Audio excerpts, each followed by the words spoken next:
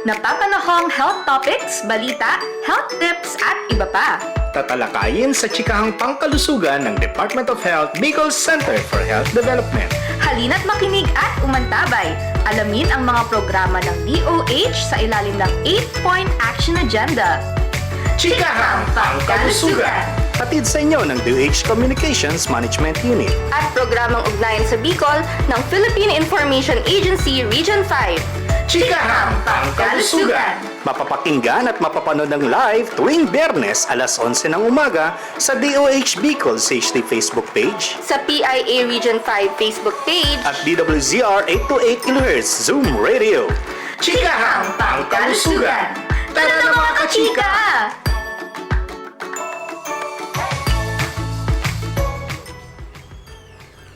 Magandang araw, Bicolandia! Nakatutok kayo sa programa ng Department of Health Bicol Center for Health Development, katuwang ang Philippine Information Agency Region 5, ugnayan sa Bicol. Ito po ang Chikahang Pangkalusugan.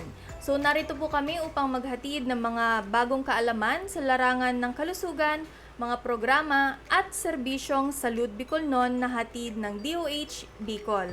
Sa programang ito ay hatid sa inyo ng DOH Bicol Communications Management Unit sa ngalan ng aming Regional Director, Dr. Rodolfo Antonio M. Albornoz, at ng aming Assistant Regional Director at CMU Head, Dr. Rosa Maria B. Rimpilio.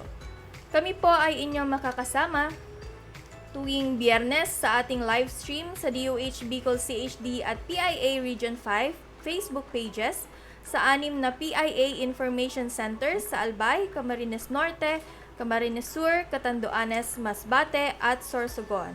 Kasalukuyan din po tayong napapakinggan sa DWZR 828 kHz AM Zoom Radio.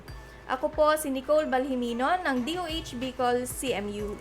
At ako naman po si Carla Briones mula sa DOH Bicol CMU. Kasama din po natin sa technical side sina Mr.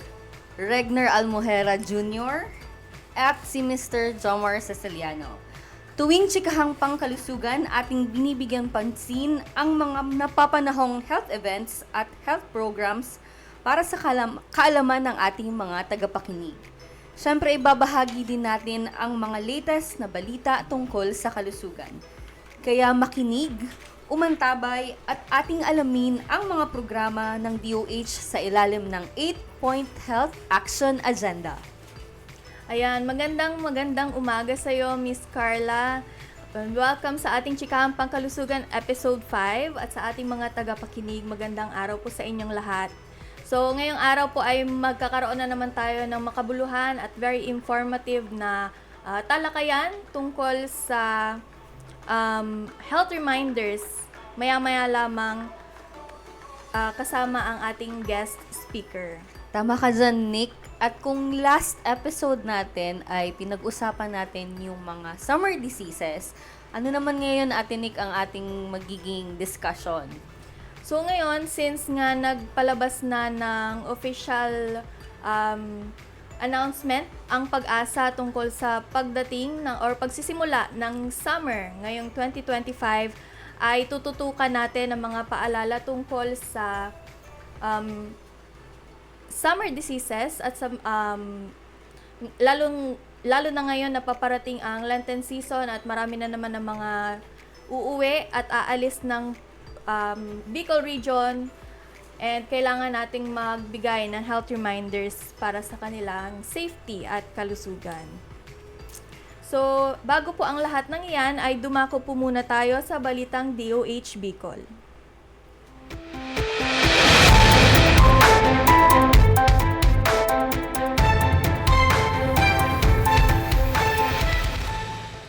Narito ang mga latest na balita ng DOH Bicol sa linggong ito. DOH Bicol nagsagawa ng mobile blood donation. Mga kawani nito aktibong nakilahok. Purok kalusugan inilunsad sa Barangay del Rosario, Owas, Albay. DOH Bicol pinasinayaan ang 14.9 milyon na Super Health Center sa Iriga City. DOH Bicol, BSL, SNRL, pinalalakas ang kampanya para sa voluntaryong pag-donate ng dugo.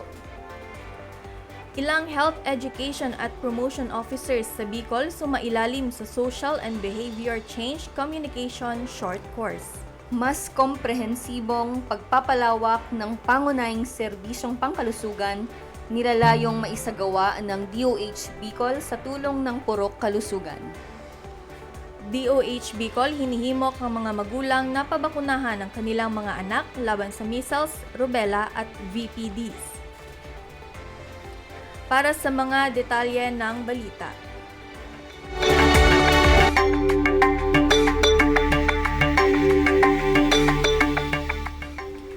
Sa pagpapatibay ng National Voluntary Blood Services Program, katuwang ang South Luzon Sub-National Reference Laboratory at ng DOH Gender and Development Committee, nagsagawa ng isang mobile blood donation activity ang Kagawaran ng Kalusugan Bicol nitong March 24, 2025.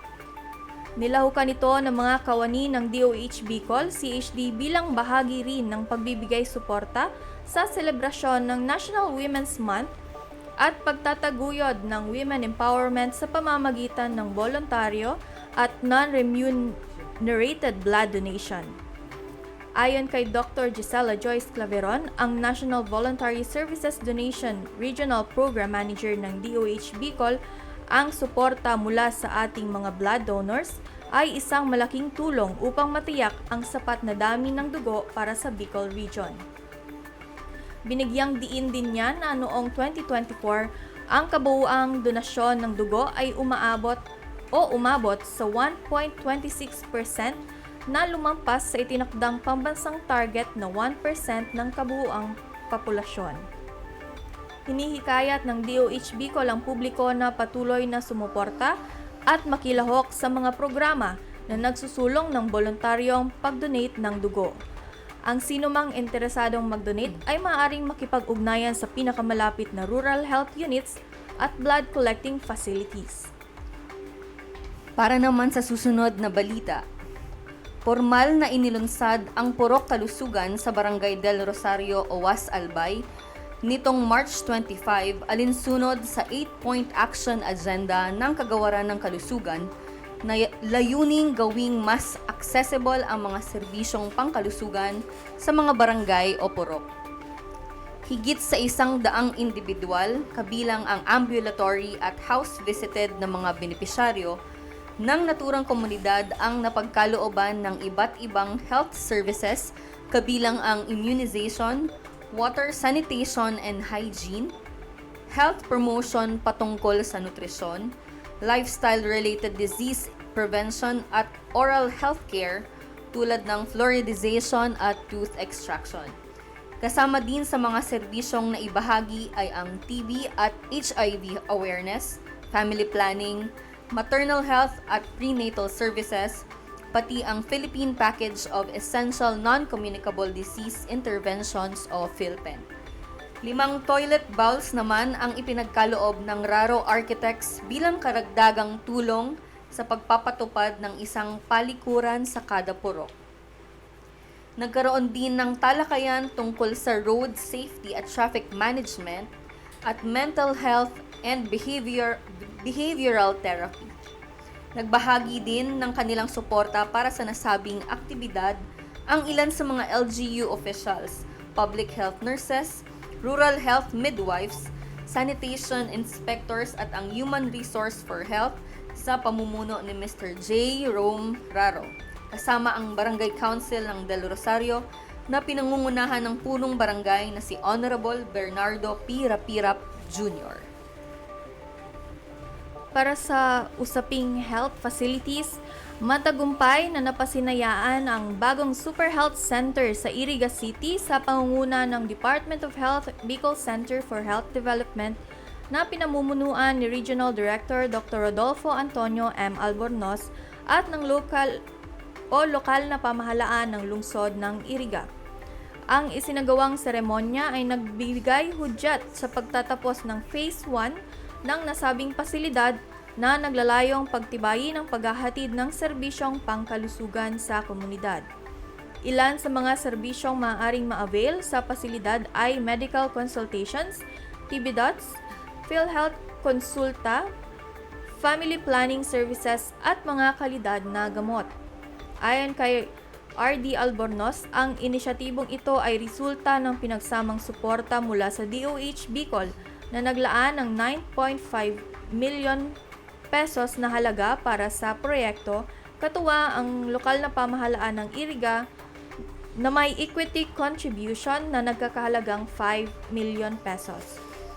Nagkaroon din ng ng pagkikita or upang magpakita ng kanilang suporta ang LGU ng Iriga sa pamumuno ng kanilang mayor na si Honorable Wilfredo Rex C. Oliva, kasama ang City Vice Mayor na si Honorable Edsel S. Dimayuat at ang mga miyembro ng Sangguniang Panglungsod ng Iriga City. Isang groundbreaking ceremony ang idinaos para sa Iriga City Public Hospital bilang pagpapalawak ng serbisyong pangkalusugan lalo na sa mga populasyong higit na nangangailangan. Para sa iba pang balita, naging sentro ang kampanya para sa blood donation sa katatapos lang na press conference sa Albay ng Department of Health Bicol Center for Health Development. Mula sa pahayag ni Ms. Nicole Ann Bejo, ang Regional Donor Recruitment Officer ng National Voluntary Blood Services Program, hinihikayat ng Kagawaran ng Kalusugan ang publiko na voluntaryong maging blood donor sapagkat ito'y higit na makatutulong na masiguro ang sapat na supply ng dugo sa rehiyon at mapalawak pa ang bilang ng mga taong maaaring matulungan. Ayon kay Ms. Bejo, ang isang donasyon ng dugo ay maaaring makasalba ng 3 buhay. Mahalaga ito sa mga panganganak o obstetrics, operasyon, mga pasyenteng may anemia, kanser at sakit sa dugo. Ngayon din sa iba pang kondisyong medikal tulad ng sakit sa puso, atay at bato. Kwalipikadong mag-donate ng dugo ang mga individual na may edad 18 hanggang 60 na taong gulang. Kinakailangang hindi bababa sa 50 kilo ang timbang para sa mga nais maging donor. Pansamantalang ipinagpapaliban naman mag-donate ang mga buntis, may lagnat, ubo, sipon, may mga tattoo o body piercing na wala pang higit sa 1 taon, pati ang mga may history ng medical operation. Paalala ni Ms. Bejo na ang sinumang nais mag-donate ay dapat tiyaking may sapat na tulog na hindi bababa sa 8 oras at sapat na pahinga. Mahalaga rin na nakakain bago mag-donate at iwasan ang mga mamantikang pagkain. Hinihimok ng DOH Bicol CHD ang publiko na bumisita sa mga blood donation sites sa Bicol South Luzon National Reference Laboratory at sa Bicol Medical Center kung nais maging blood donor. Para sa iba pang balita, bilang pagtugon sa suliraning pangkalusugan sa lokal na antas, nagsagawa ang Kagawaran ng Kalusugan Bicol sa pangunguna ng Health Promotion Unit ng isang short course tungkol sa Social and Behavior Change Communication para sa mga Health Education and Promotion Officers mula sa iba't ibang probinsya ng Bicol. Ang SBCC ay isang mabisang pamamaraan na gumagamit ng sistematikong pagsusuri ng mga gawi o kilos ng isang pamayanan upang makabuo ng mga solusyong akma sa mga partikular na pangangailangan ng bawat komunidad. Binigyang diin ng aktibidad ang kahalagahan at pagpapalawak ng kamalayan at paglinang ng mga pangunahing kakayahan na naaangkop sa pagbuo ng mga advokasiyang pangkalusugan. Kabilang din sa mga dumalo ang mga delegado mula sa Provincial Health Offices ng Camarines Norte at Sorsogon. Kasama rin ang Department of Public Works and Highways, Regional Office 5 at mga health professionals mula sa Treatment and Rehabilitation Centers ng Malinao at Camarines Sur. Para sa susunod na balita, patuloy ang paglapit ng serbisyong pangkalusugan sa mga barangay sa pamamagitan ng Purok Kalusugan ng Department of Health. Sa isang press conference nitong April 2, sinabi ni Ms. Yolanda B. Almonguera, ang Regional Coordinator ng Purok Kalusugan mula sa DOH Bicol CHD, na layo ng purok kalusugan na palakasin ang sistema ng paghahatid ng pangunahing serbisyong pangkalusugan tungo sa mas mabisang health outcomes, partikular sa mga Bicolano na kulang ang natatanggap at hindi naaabot ng mga serbisyo. Ayon kay Ms. Almonguera, ito'y nakatuon sa 8th priority health outcomes ng kagawaran ng kalusugan na sumasaklaw sa mga serbisyo ng pagbabakuna, interbensyon sa nutrisyon, sanidad, maternal health, tuberculosis at HIV screening, kaligtasan sa kalsada, non-communicable diseases prevention at cancer treatment. Inaasahang 114 na munisipyo at lungsod mula sa buong rehiyon ang maaabot ng serbisyo ng purok kalusugan. Sa kasalukuyan, umabot na sa 42 na target sites sa Bicol ang nagpapatupad ng PK. Nilalayo nitong bigyan ng prioridad ang mga lugar na may mababang health outcomes at service coverage.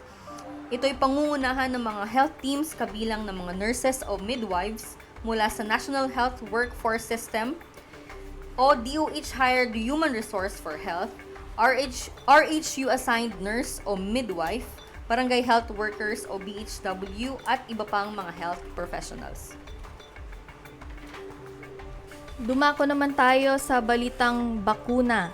Patuloy ang kampanya ng DOH Bicol tungo sa mas malawak na coverage ng bakuna upang malabanan ang mga vaccine preventable diseases o VPDs tulad ng measles at rubella.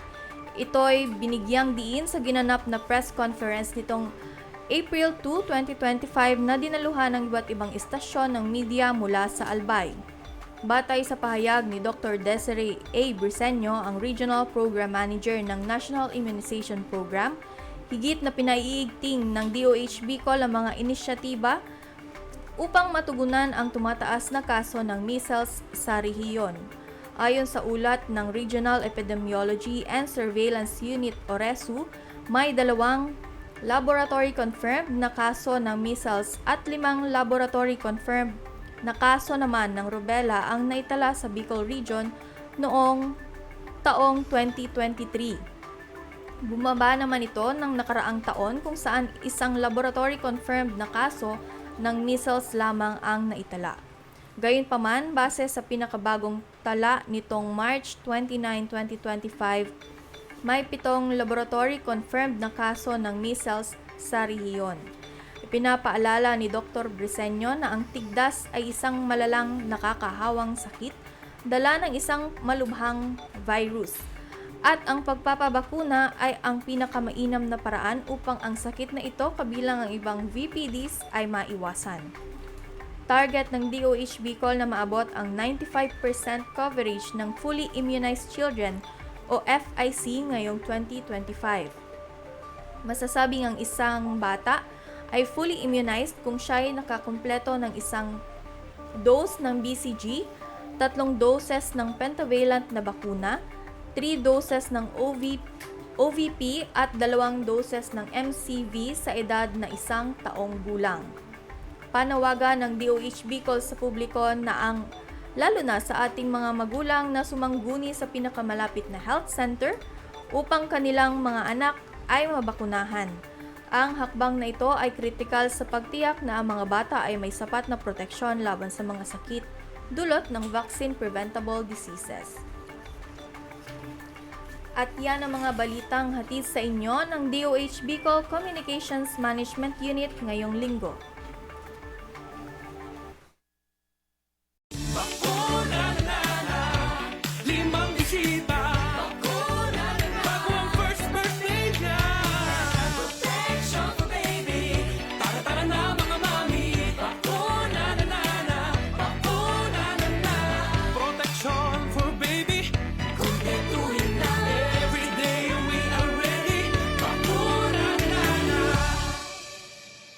Pabakuna na sa mga barangay health centers near you. Gaano kakatibay? Sintibay ng haliging di payayanig sa magnitude 6?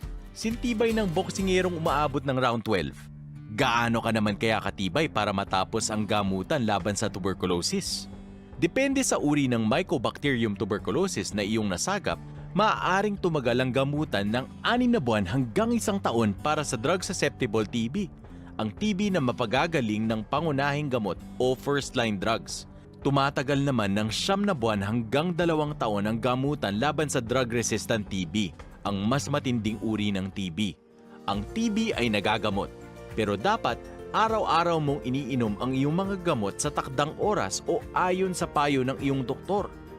Kung may maramdaman kang side effects tulad ng pagkahilo, pagsusuka o pangangati, ipaalam sa iyong treatment partner, nurse o doktor. Nalulunasan ang mga side effects na ito kaya huwag kang susuko, huwag kang bibitaw. Mapatutunayan mo sa iyong sarili at sa mga mahal mo sa buhay kung gaano ka nga katibay. Para TB-free, huwag magminti sa gamutan.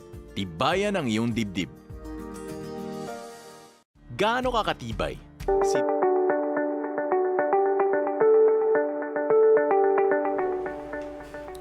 At nagbabalik po ang Chikahang Pangkalusugan. So ngayong araw po para sa ating 5th episode, pag-uusapan po natin ang mga health reminders ng Kagawaran ng Kalusugan Bicol para po sa paparating na Lenten season at ng Holy Week sa susunod na linggo.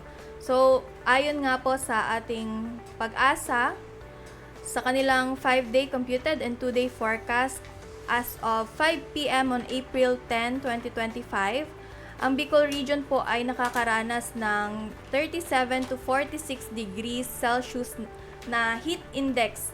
Ito po ay mula noong April 6 until April 12. Ito po yung kanilang latest na update sa kanilang Facebook page at sa kanilang website. At especially po sa Virac, Catanduanes, sila po ang may pinakamataas na heat index this week na umabot po sa 46 degrees Celsius. So, dito po ay extreme caution to danger level na po ang ating region. So, we are expecting that in the next few days or weeks, magkakaroon po tayo ng similar forecast or even higher pa po kasi nga nag-announce na nga po ang pag-asa ng nagsimula na po ang summer season dito po sa ating bansa. So this coming week, it's important po to remind everyone, lalo na ngayong Lenten season, na lalo na po sa ating mga kababayan na magta-travel, pauwi at palabas ng Bicol region, na we have to take care of our health and safety. So we are here together with our guest para po paalalahanan tayo ng mga karamdaman na maaari po nating maranasan lalo na sa mainit at maraming tao sa mga pasyalan, sa ibang lugar, or lalo na po sa mga prosesyon na magaganap this coming weeks. At sa mga magpepenitensya, mayroon din po tayo mga pinaplano na mga outing kasama ang ating mga pamilya. So it is most important to consider our health, well-being, and our safety as we express our devotion and demonstrate our faith this coming Lenten season. So to remind us po our health and help us understand its importance, kasama po natin si Dr. Raymond Martin Corpus, ang Medical Officer 3 ng Non-Communicable Disease Prevention and Control Cluster ng DOH Bicol CHD. Magandang araw po, Doc Mond, and welcome po sa ating Chikahang Pangkalusugan. Magandang araw din, Nix. No? So, magandang araw din po sa ating mga tagapagsubaybay po at nagakinig po sa ating Chikahang Pangkalusugan po ngayong araw. Ayan. So, since this is very important na discussion po ngayong paparating na Lenten season, na Holy Week, next week, simulan na po agad natin ang ating ilan sa mga katanungan ng publiko and reminders for the public. So, ano po, Doc, yung mga karamdaman na binabantayan natin ngayong paparating po na Holy Week? Okay, so alam naman po natin na ang Semana Santa po ay parte na po ng ating kultura at tradisyon bilang mga Pilipino. No? Sa kabila po ng spiritual na pagdiriwang po natin, mas importante pa din, no, na ingatan po ang ating mga sarili, no, sa mga sakit po nito na binabantayan po natin tuwing mahal na araw or Holy Week po. Unang-una, dahil po sa matinding init po ng araw, nagkakaroon po tayo ng dehydration, no? Pwede din po mag-cause ng heat cramps, heat exhaustion, or heat stroke po, no? Tuwing may mga lugar po dito sa Pilipinas, no? Kasi sa Bicol po, wala pa akong naririnig na nagpe-penitensya. Masyado, nagsi-self-inflict ng pain, no? Yung mga ganun po. So, binabantayan po natin ang infection ng tetanus, no? At infection din sa sugar po, no? Siyempre, dahil medyo mahaba po ang bakasyon natin for the Holy Week, lumalabas po ang buong pamilya, pupunta po sa dagat, no? Swimming pool. Nandiyan din po ang kaakibat na mga sunburn, no? Or skin burns po, no? Na pwedeng makuha po dyan. Dahil din po sa celebration po natin, no?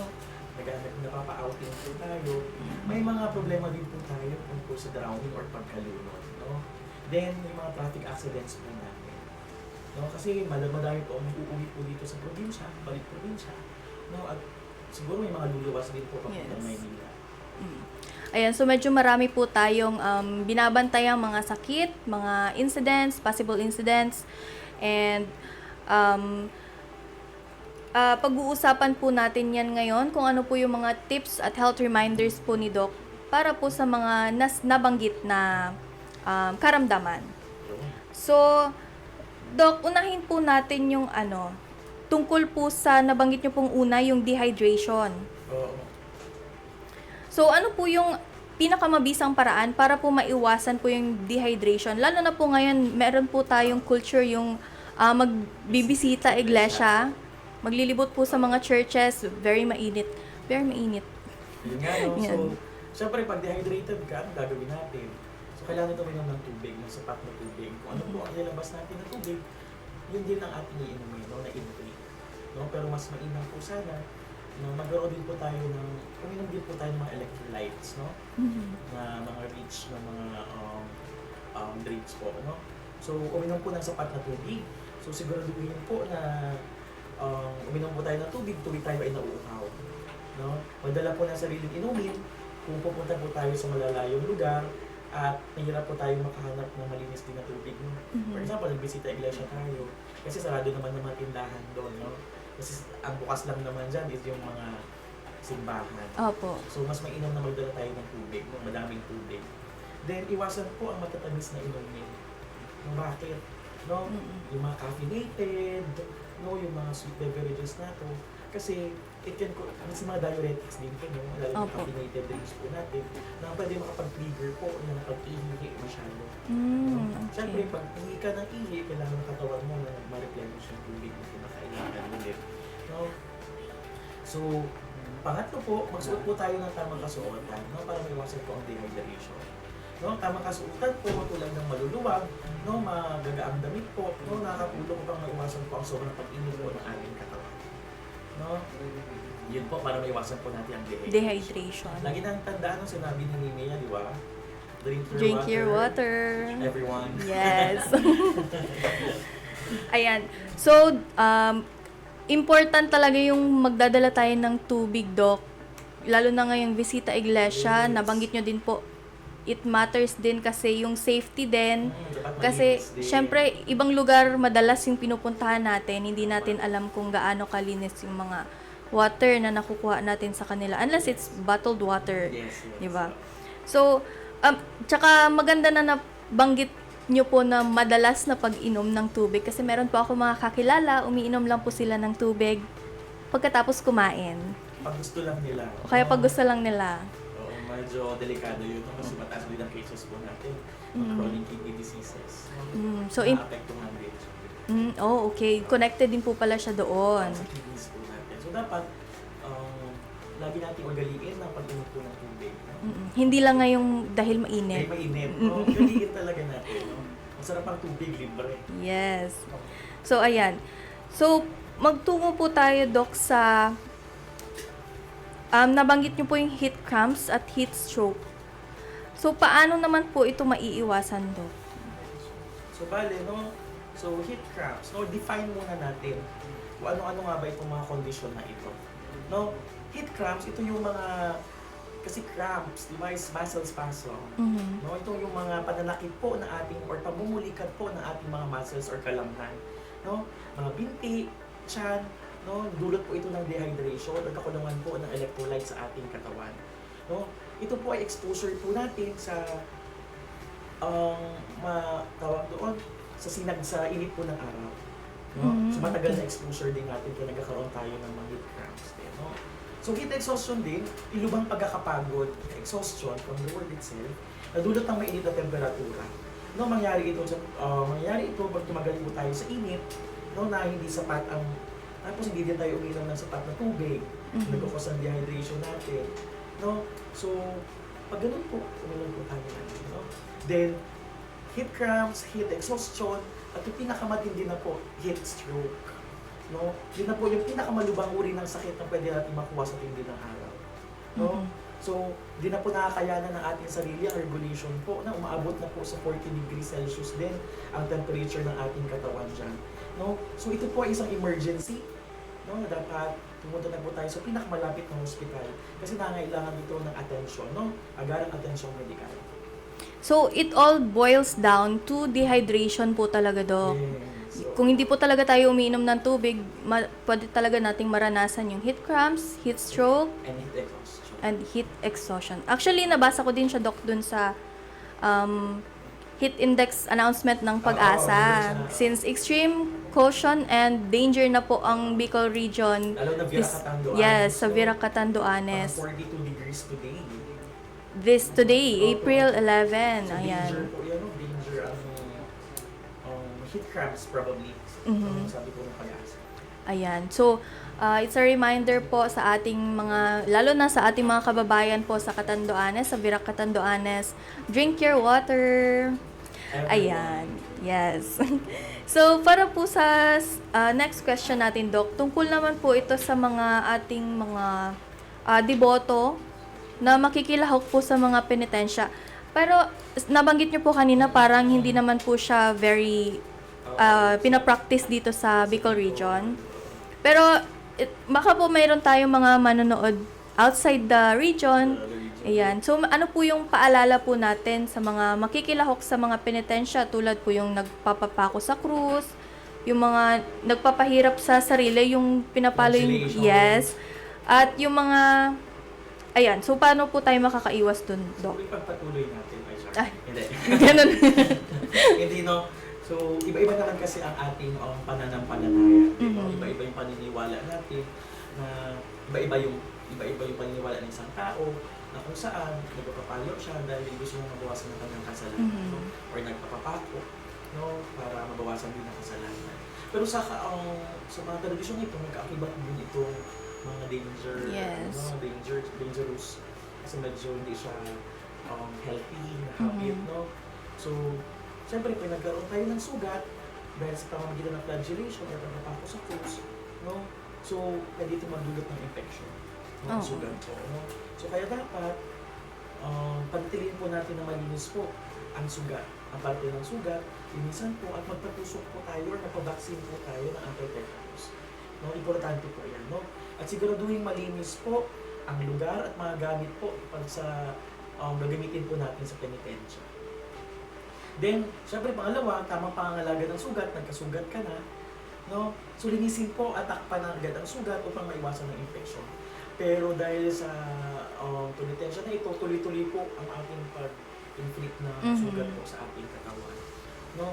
So, pag hindi na po kaya, yung sobrang pananakit na, sobrang sugat na, itigil na din po natin. Mas importante yung sarili po. Sarili. Yes. Totoo, Doc. Kasi paano ka naman sisave ng Diyos kung patay ka na? Diba? So, importante na sa panahon po na napag-isipan din natin. No? Then, mag-ingat po tayo sa sobrang sakit, no? Or pilit na pagpapahirap din sa sarili. No? Then, mas mahalaga po ang kalusugan, sabi ko kanina, at ang kaligtasan kaysa mag-lose po tayo.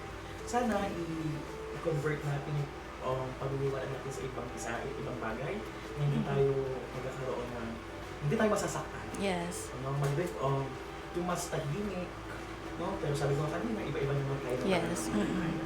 No? At lastly, ulitin ko ulit, tayo po ay magpabakuna ng anti-tetanus. No? Pag tayo po ay nag-inflict po ng sugat sa ating katawan. Yung dun po sa bakuna, Doc, mas better po bang magpabakuna na, kunwari ako magpapapako? Pwede naman kasi Before po ba? Or meron naman after? mga prep, no? Pre-exposure for vaccine. Mhm. At pwede naman mag-PEP. po sa exposure. Ah, Mas okay. mas mainam yun. Kaso may mga days siya, sunod-sunod kasi siya, di ba? Series kasi siya na vaccination. Opo. So dapat tapusin natin lang para hindi tayo magkaroon ng tetanus. No? Ah, okay. At sa mga at sa ano po, uling statement ko dito sa penitensya, na sana ang pagpe-penitensya po ulit na masisipin po natin ang ating kaligtasan. No? Habang nagsiselebrate po tayo ng Holy Week. Ayan. So, it is best na alam nyo po kung alin po yung kaya nyo Yes. and kung alin po yung mas safe para po sa inyo Yes. bago po tayo mag-engage or mag-participate sa ganitong uri ng pagpepenitensya.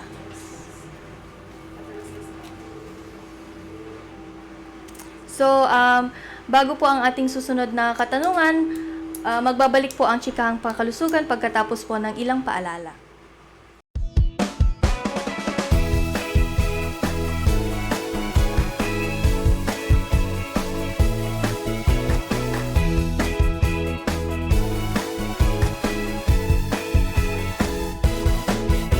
Hello there mga mommy, let's go for healthy pregnancy. Tamang pagkain ng dapat para malusog kayo ni baby. Remember mga nanay, breastfeeding malaking bagay. Ito'y ipagpatuloy kahit na over 2 years old. Tamang nutrisyon, don't forget, yan ang tamang solusyon. I like it, Lucky One. Oh, oh, oh, yan ang tamang paraan. Tamang nutrisyon, don't forget, yan ang tamang solusyon. I like it, Lucky One. Oh, oh, oh, yan ang tamang paraan. Lucky 1,000.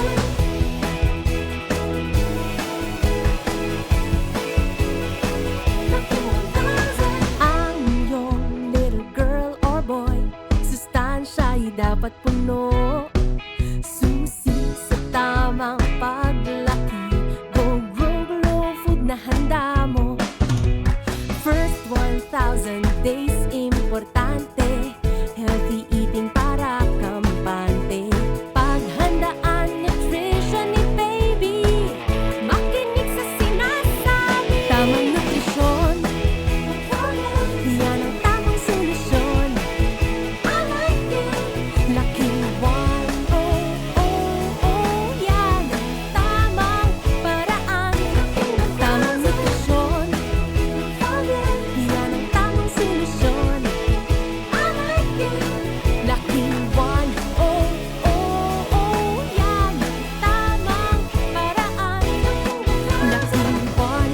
Oh, oh, oh, yan ang tamang paraan.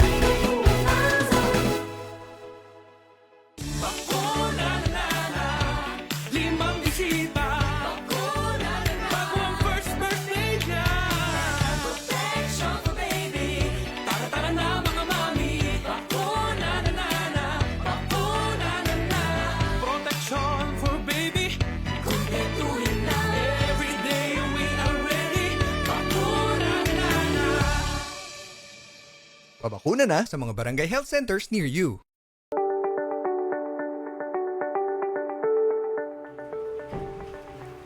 At nagbabalik po ang Chikahang Pangkalusugan. Patuloy pa rin po ang ating question and answer portion. Kasama po si Doc Raymond Martin Corpus, ang Medical Officer 3 ng NCD-PCC.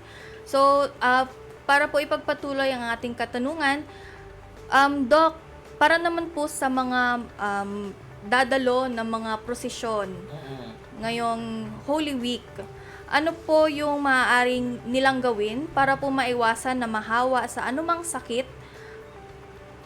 Dahil, syempre, marami po yung mga taong magpoprosesyon. Paano po nila maiiwasan na mahawa in case merong sakit yung mga katabi nila, ganyan? Siyempre sa panahon po ng prosesyon, hindi natin may iwasan na pagsisiksikan, no? So, sabi social distancing, pero hindi naman tayo Hindi makapag-social masusunod. distancing sa panahon na yan. No, mas may inam po sana na magsuot tayo ng mga mask.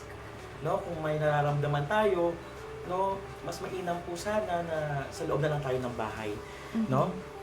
Kung baga, ipiliin muna natin ang ating health, no? Then, magnilay-nilay lang tayo sa ating bahay kaysa po mawa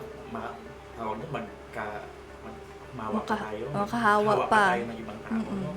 Kahit nakasuot tayo ng mask. Pero, pag nag-attend po tayo ng prosesyon, siguraduhin po tayo mag-mask, no? At maghugas po tayo ng kamay, no? After ng prosesyon po, no? Then, iwasan po natin, syempre, sanay po tayo na magpunas-punas, no? At paghalik po sa ating mga santo. Sa santo, opo. Kasi nasa tradisyon po natin. Yes. No? So, kung hindi naman po kinakailangan na gawin po ito, iwasan po natin hawakan ang mga bagay po na madalas po hawakan ng ibang tao upang maiwasan po ang pagkalat ng mikrobyo. No? Yan po. Ayan. So, important na parang balikan po natin yung mga pinapatupad po natin na parang rules nung COVID. Yung pagsusuot po ng mask, face mask, and Bida yun, no? yes, opo. And yung hand washing, practicing proper hand washing. So, lalo na po kung yun nga, nabanggit ni Doc, yung parang humahawak tayo sa mga santo, Pahalik sa mga mga pahalik. It's important na after mag-hand wash, o kaya yung alcohol, Doc, pwede po kaya yun. Yan. Pero Alcohol. hindi naman kinakailangan natin na gawin yun. No? So, Mas maganda pa rin na iwasan. Kasi di po Mas natin alam ang sakit ngayon. No? Pero at the end of the day, It's ang ating paniniwala din po at pananampalataya pa din po ang mga naig during that special yes, tradition nga kasi siya, tradition Doc. po kasi siya, no? So ayun, kaya po tayo nandito to give the public the reminders on how to prevent and maiwasan yung mga pagkalat ng mga anumang uri ng sakit this Holy Week. Yes. Ayan, so moving on po, Doc. Hindi sabihin ko lang no? Okay. Yun ang balikan ko lang yung kanina sa penitensya. Mm-mm. No? So dapat pumili po tayo ng ligtas na uri ng pagpepenitensya. No? Then kung maaari piliin ang ligtas na uri ng pagninilay-nilay or penitensya po, no? Tapos yung pagninilay po ng ligtas, payapa at malusog, no? Iwasan ang panganib at tiyak yung ligtas po ang bawat uri ng pagninilay po natin. No? At pinaka-reminder po natin, dapat ligtas at makabuluhang pagninilay-nilay. Yes. No? Gawing ligtas, payapa at makabuluhan po ang pagninilay-nilay kasama po ang ating mga mahal sa buhay during the Holy Week po. Yes. So I actually agree, Doc, na dapat piliin po natin kung alin po yung mga sasalihan natin or yung sasalihan natin ng mga uri ng penitensya. Kasi after all, it's all about our safety and health po. Yes. Tama. Yan. Okay, so moving forward to our next question po. Tungkol naman po ito sa mga mag-outing this coming week and holidays. Paano po natin mapoprotektahan ang ating balat laban po sa init ng araw kung maliligo po tayo sa dagat, sa swimming pool, or yan, yung may outing nga po tayo? Okay, una-una, bago tayo mag-swimming, alamin po muna natin ang heat index ng ating lugar. No? Mas mahalaga po na alamin po natin kung gaano po kalakas ang UV radiation ng ating haring araw, no? Sa araw na iyon. No? At kung hindi natin maiwasan talaga na mag-enjoy, lalong-lalo na po pag Easter Sunday, no, we are celebrating the resurrection Yes. of our Savior Jesus Christ. Nag-celebrate talaga na pagpunta ng pools, pagpunta po ng mga beaches, no? So una-una, wag po natin kalimutan na paggamit ng sunscreen. Sunscreen. No? Para maiwasan din po yung mga skin burns po natin or sunburns po. No? Yung mga sunscreen po na may SPF, mga 50 and above, yung gamitin natin. Yung according sa derma. Derma. No? Yung mga SPF 50 and above. No? Tapos magdala po tayo ng protection panglaban po sa araw. Magdala po tayo ng sombrero, payong, or kahit anuman po na pwede magbigay lilim po sa ating sa direktang sikat ng araw po. No? Then, iwasan po ang magbabad po sa araw. No? Iwasan po natin yun. No? Lalo-lalo na sa oras na alas 9 hanggang alas 3, no? Sa pwede ng 10 to 4 p.m. No? Iwasan po natin yun kung saan ito po yung oras na pinakamataas ang araw at ito din po yung strongest UV radiation na makukuha natin sa araw. 10 to 4 p.m. po. 10 to 4 p.m. Yes. So, ayan. Important po na i-check po natin araw-araw. Actually, everyday naman po naglalabas ng announcement ang pag-asa Pag-asa. ng heat index. Ayan. So, pwede nyo po i-check ang kanilang Facebook page at ang kanilang website para ma-check nga po kung gaano kainit or yung heat index sa mga lugar na kung saan kayo mag-outing. Yes. Di ba? Diba dapat ang enjoyment, dapat responsible din tayo, no? Sa correct bawat daw. pag-i-enjoy, dapat may kaakibat din yun na pangangalaga at responsibilidad sa ating sarili at sa ating pamilya. Yan, always do. Always, Tama, yan. tama. So, ayan, tandaan na lang din po natin yung pinakamainit na oras, Oras, sa isang araw, Yes is po. is 9 to 3 p.m. po. 9 a.m. to 3 p.m. or 10. 10 a.m. to 4 p.m. talaga 10 ang pinakamalakas, no? Okay, Na 10 UV radiation natin. Ayan, so iwasan po natin yung paglabas lalo na po sa mga oras na yan dahil yun nga it can It can cause cause skin burns, yes, sunburns. sunburns. Yan. So, tungkol naman po, Doc, sa mga pag-iwas natin, yung nabanggit niyo po kanina, yung drowning. Oo. So, meron din po tayong mga nakukuhang Reports, cases no? or reports ng drowning, lalo na po this Lenten season. Yes. Ito po naman po, no, ang pagkalunod naman po or drowning ay nire-report direkta sa ating mga LGUs, no, okay. sa mga ating mga NDRRMOs. No, so paano ba tayo makakaiwas sa pagkalunod po or drowning? No? So, unang-una, alamin po natin ang kakayahan po ng ating sarili. No, kung kaya ba talaga nating maglumangoy. Yes. No? Kasi syempre, kung hindi ka naman marunong lumangoy, huwag ka na mag-try sa pinakamalalim. No? Ihanda po ang ating kondisyon, no? Ihanda ang kondisyon ng katawan bago po tayo maligo. No? Sa pool man to, or sa dagat, no? Next, wag po tayong uminom na nakainom po or ma-impluwensya po ng alak. No? Or kulang po sa tulog or pagod, dahil po pwede po ito makapag, what do you call this? Maging reason din, no? Na tayo ay malunod. Pangatlo, wag hayaan pong mag-swimming ang mga bata na walang kasamang nakatatanda. No? So, lagi po natin, sabi ko nga, maging responsable po tayo sa ating mga kasama at sa mga mahal po natin sa buhay.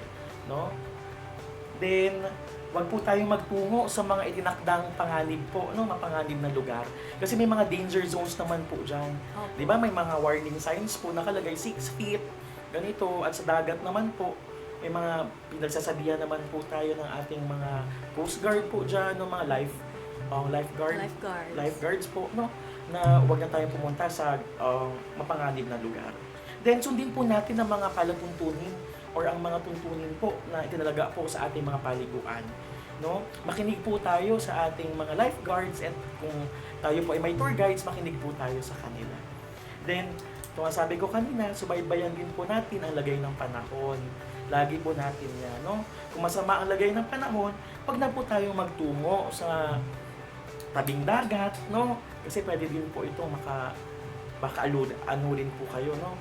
Then, yung kanina po, alamin din po natin ang heat index din. Yes. Ayan. So, nabanggit po ni Doc na huwag po natin, maging responsible po tayo sa ating mga plans ngayong Yes. Holy Week, lalo na po sa pagbabantay ng mga maliliit na bata pa. It's important na meron po talagang bantay. Hindi po maaalis yung mga mata nyo sa kanila, lalo na po pag naliligo, di ba, Doc? This is to prevent drowning cases ngayong Lenten season, this Holy Maging Week. responsable po tayo habang nag-e-enjoy. Lagi yan, no? Ayan. So, yun po yung parang idea. It's discipline and responsibility. So, meron din po kasi ako, Doc, ng mga nakikitang video sa Facebook last CPR. year. Yan, yung mga nagtutulakan. This is Oo. under injury prevention din Yeah, po, di ba? oo. Pag nagtutulakan sa gilid ng swimming pool, that is very dangerous, guys. Yes, very So, dangerous yun, no? Yeah. So, sabi ko nga kanina, mag-responsable po tayo sa ating mga aksyon, no? Para po makiiwas po tayo sa mga injuries, no? Ayan. So, sunod na tanong naman po tayo, Doc. Tungkol naman po ito sa mga babiyahe, nabanggit po natin maraming babiyahe papunta at palabas po ng Bicol Region. So ano po yung mga reminders natin para po sa ating mga drivers? Siyempre magbibisita iglesia po tayo, no? Or magbabakasyon tayo sa ating mga probinsya or luluwas po tayo papuntang Maynila, no? Unang-una, siguraduhin po nating maayos ang kondisyon ng ating sasakyan at maayos din po ang kondisyon po or kalagayan po ng mga drivers o ang mga nagmamaneho, no? Magbaon po tayo ng tubig, no? Pamaypay or payong po, no? Kung maaari po, gumamit din po tayo ng sunblock upang maiwasan ng sunburn, no? At planuhin po talaga natin ng mabuti ang destinasyon upang makaiwas po tayo sa anumang aberya po sa ating biyahe. Then, payo din po ng kagawaran ng kalusugan na sa mga buntis at matatanda na maaari ay manatili na lamang po tayo sa ating mga bahay. No? Sa mga may sakit, siguraduhin bakunado ang mga taong nakakahalubilo po natin. So, meron pong pinalalabas din po ang LTO, no, na sigurado meron silang parang mnemonic or acronym, no, blow bagets checklist, no, ito yung sigurado yung ligtas ang biyahe. So unang-una, i-check daw po ang brakes po natin, letter B, brakes. Siguraduhin maayos po ang preno upang handa sa biglaang paghinto, no. Pangalawa, check the lights po, no, i-check po ang headlights, signal lights at tail lights para sa maliwanag at ligtas ang biyahe, no. Suriin din po ang oil, no? Suriin po ang oil level ng makina para maiwasan po ang overheat. Pang-apat po, water. I-check po natin ang tubig sa radiator at windshield ang washer po.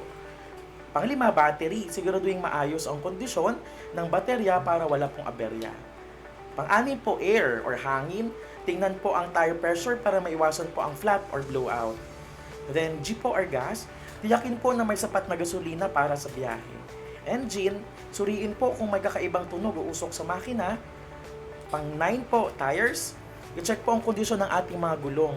Walang punit, walang maayos po at mayroon po tayong spare tire.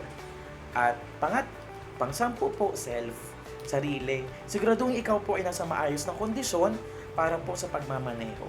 No? Ang maayos na paghahanda ay susi po sa ligtas na biyahe. Ayan, so that was Blow Bagets Yes. po na campaign ng LTO. Ayan, so these are the basics na kailangan po natin Alamin. tandaan and alamin pag tayo po ay babiyahe, lalo na po kung Mga long malayo, distance. mga long distance po yung pupuntahan natin. So it also again po yung discipline sa paggamit ng kalsada, Yes, diba, Doc? yes, tama yan. Dapat yung disiplina din, no? Kasi uso yung road rage ngayon. Yeah. No? Yes. Masyadong mainitin na po ang ulo ng ating mga kababayan ngayon. No? So mainit na nga ang panahon, mainit Mainit din pa ang yung ulo. ulo. Kung wag nating yan ang emosyon natin, no? Kalma lang tayo, guys. Kalma lang. Okay. So, ayan po nga ang naging chikahan natin. Kasama po si Dr. Raymond Martin Corpus tungkol po sa mga health reminders this coming Holy Week. So, magpapatuloy po ang chikahang pangkalusugan pagkatapos lamang po ng ilang paalala.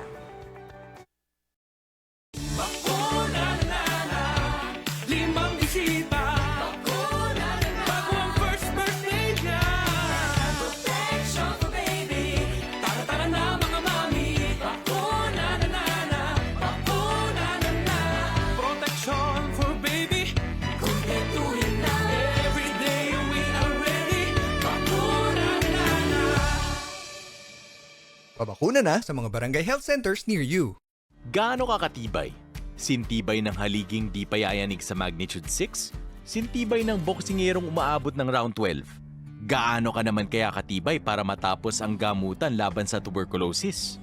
Depende sa uri ng Mycobacterium tuberculosis na iyong nasagap, maaaring tumagal ang gamutan ng 6 na buwan hanggang 1 taon para sa drug-susceptible TB, ang TB na mapagagaling ng pangunahing gamot o first-line drugs. Tumatagal naman ng 9 na buwan hanggang 2 taon ang gamutan laban sa drug-resistant TB, ang mas matinding uri ng TB. Ang TB ay nagagamot, pero dapat araw-araw mong iniinom ang iyong mga gamot sa takdang oras o ayon sa payo ng iyong doktor. Kung may maramdaman kang side effects tulad ng pagkahilo, pagsusuka o pangangati, ipaalam sa iyong treatment partner, nurse o doktor. Nalulunasan ng mga side effects na ito kaya huwag kang susuko, huwag kang bibitaw. Mapatutunayan mo sa iyong sarili at sa mga mahal mo sa buhay kung gaano ka nga katibay. Para TB-free, huwag magmintis sa gamutan. Tibayan ang iyong dibdib.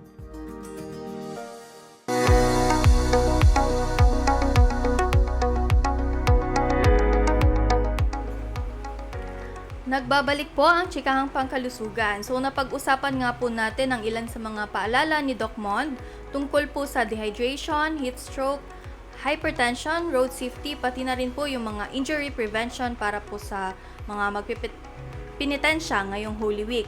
So moving on po sa ating myth or fact segment, isang mabilisang myth or fact lang po ito, Doc, no? So para sa unang statement po, ano po yung ang mga sugat na natamo habang nagpipinitensya ay mas matagal gumaling o maghilom kumpara sa ibang araw ng taon. It's a myth, no? So, ang pagaling naman ng sugat ay hindi nakadepende sa panahon ng taon, kundi sa tamang pangangalaga at kalinisan po ng sugat, no? So, ganyan pa man, ang mga sugat po mula sa pinitensya ay may mataas na panganib po, no, sa infeksyon. Kaya kailangan natin mag-ingat.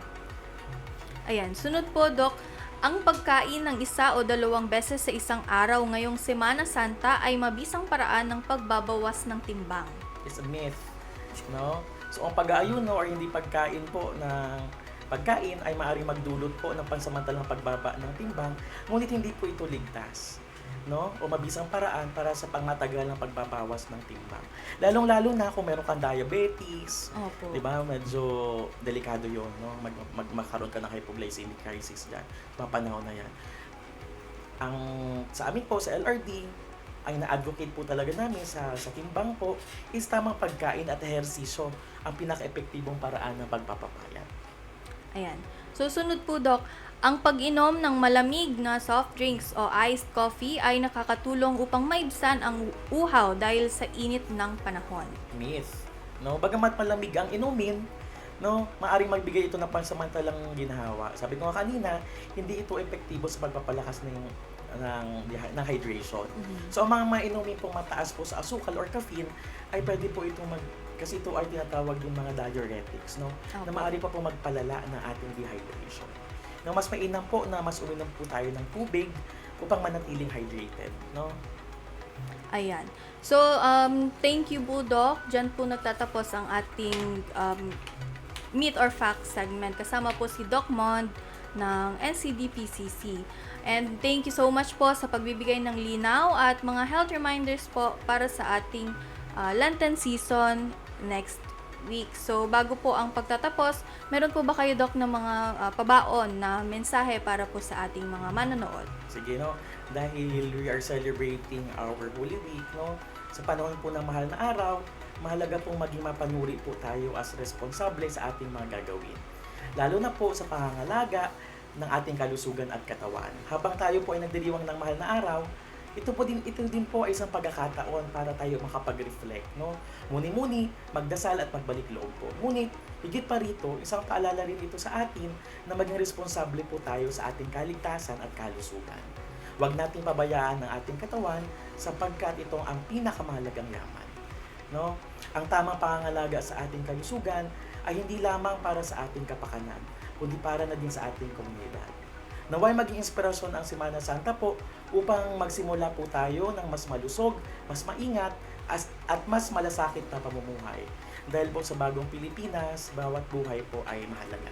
Maraming salamat po sa ating tagapagpakinig at happy lunchtime po everyone. Ayan. So, ayan po ang naging chikahan with Dr. Raymond Martin Corpus, Medical Officer 3 ng NCDPCC, DOH Bicol CHD. Para po sa ating mga tagapakinig, sana po ay pakatandaan ninyo ang mga napag-usapan at reminders ni Doc para po masiguro natin ang kaligtasan at kalusugan ng bawat isa, lalo na ngayong Holy Week. At dito nga po nagtatapos ang ika-5 episode ng Chikahang Pangkalusugan at tunghayan po ang mga susunod na episodes sa DOH Bicol CHD Facebook page at PIA Region 5 Facebook page para sa dagdag kaalaman tungkol sa DOH Health Reminders. Dito sa Kagawaran ng Kalusugan Bicol, lagi naming ihahatid ang mga latest na balita at health reminders para sa pangmalawakang paghatid ng serbisyong Salud Bicolnon.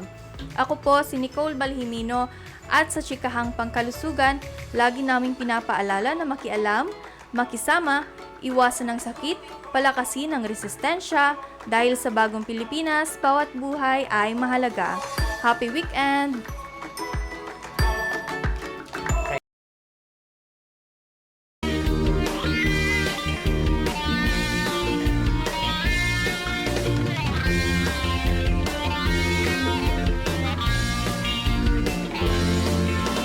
D-O-H-C-H-D D-O-H-C-H-D Servisyo sa Ludikono. Ika ako, kita gabos, magkarabang, magkaigwang, maray na salud. D-O-H, may dekalagdag na servisyo. Madaling dulog ko, nagtatawag, nagpapadabang. Mga programa, nagkasama ng sinda sa servisyo. Matawang solusyon ang mga kahilangan. D-O-H-C-H-D D-O-H-C-H-D Servisyo sa Ludikono.